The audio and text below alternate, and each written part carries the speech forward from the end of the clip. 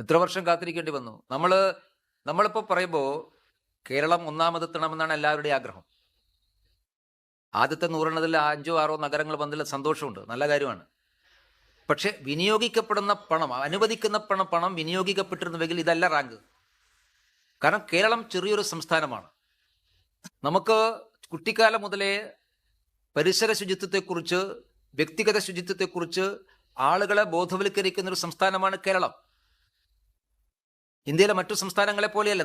നാം അഭിമാനിക്കുന്ന കാര്യമാണ്. ആ അഭിമാനം എല്ലാവർക്കുമുണ്ട്. എന്നിട്ടും എന്തുകൊണ്ടാണ്? ഒന്ന്, വ്യക്തിഗത ശുചിത്വത്തെക്കുറിച്ചും പരിസര ശുചിത്വത്തെക്കുറിച്ചും നാം ബോധവൽക്കരിക്കുന്നു. ഇത് സംബന്ധിച്ച് ധാരാളം അവയർനെസ് ക്യാമ്പുകൾ നാം സംഘടിപ്പിക്കുന്നു. കുട്ടികളെ കൊണ്ട് പ്രതിജ്ഞ എടുപ്പിക്കുന്നു. വിദ്യാലയങ്ങൾ കേന്ദ്രീകരിച്ചുകൊണ്ട് പ്രവർത്തനം നടത്തിക്കുന്നു. കോടിക്കണക്കിന് രൂപ സ്വച്ഛ ഭാരതയുടെ കേന്ദ്രം അനുവദിക്കപ്പെടുന്നു. എന്നിട്ടും ഈ റാങ്കിങ്ങിൽ കേരളം എത്ര സ്ഥാനത്താണുള്ളത്? അപ്പം അതിൻ്റെ അർത്ഥം അനുവദിക്കപ്പെടുന്ന പണം വിനിയോഗിക്കപ്പെടുന്നില്ല. കേരളം ശുചിത്വമാകണമെന്ന് എല്ലാവർക്കും ആഗ്രഹമുണ്ട്, സർക്കാരിന് ആഗ്രഹമില്ല എന്ന് ഞാൻ പറയുന്നില്ല. പക്ഷെ പണം ലഭിച്ചിട്ടും എന്തുകൊണ്ട് വിനിയോഗിക്കപ്പെടുന്നില്ല എന്നുള്ളതാണ് ഞങ്ങളുടെ ചോദ്യം. ആ വിനിയോഗിച്ചതിൻ്റെ തദ്ദേശ ഭരണ സ്ഥാപനത്തിലെ മന്ത്രി കണക്ക് പറയട്ടെ. കേന്ദ്ര ഗവൺമെൻറ് ശുചിത്വത്തിന് വേണ്ടി അനുവദിക്കപ്പെട്ട പണം എത്ര ശതമാനം ചെലവഴിച്ചു എന്ന് MP രാജേഷ് മറുപടി പറയട്ടെ. അപ്പം നമുക്കറിയാം. ഓൾറെഡി അത് കേന്ദ്ര മന്ത്രി തന്നെ പാർലമെൻറ്റ് പറഞ്ഞ കാര്യമാണല്ലോ. അതിനുവേണ്ടി ഒരു കമ്മിറ്റി ഉണ്ടാക്കിയിട്ടുണ്ട്. ആ കമ്മിറ്റിയുടെ പരിശോധന പൂർത്തിയായിട്ടുണ്ട്. റെക്കമെൻഡേഷൻ സമർപ്പിക്കുകയാണ്. ആ റെക്കമെൻഡേഷൻ സമർപ്പിച്ചു കഴിഞ്ഞാൽ അതിൻ്റെ ഒരു യൂഷ്വൽ പ്രൊസീജിയർ അനുസരിച്ച് തീരുമാനം വരുമെന്ന് പാർലമെൻറ്റിൽ കേന്ദ്രമന്ത്രി പറഞ്ഞ കാര്യമാണ്. അതിനപ്പുറത്തൊരു ഇടപെടേണ്ട ആവശ്യമില്ലല്ലോ.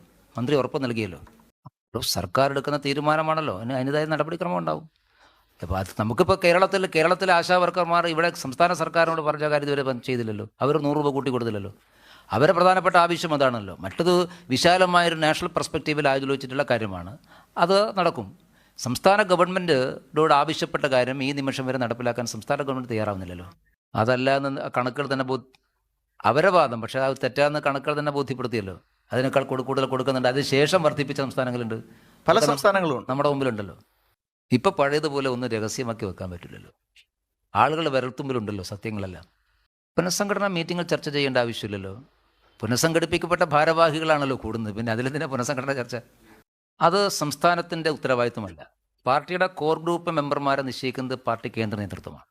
അതിൽ സംസ്ഥാനത്തിന് പ്രത്യേകിച്ച് റോളൊന്നുമില്ല. അത് സമയാസമയങ്ങളിൽ മാറ്റം വരുത്തും. അത് എല്ലാ വർഷവും എല്ലാ കാലഘട്ടത്തിലും ഉണ്ടാകുന്നതാണ്. അത് പാർട്ടി കേന്ദ്ര നേതൃത്വം ആലോചിച്ച് ചെയ്യേണ്ട കാര്യമാണ്.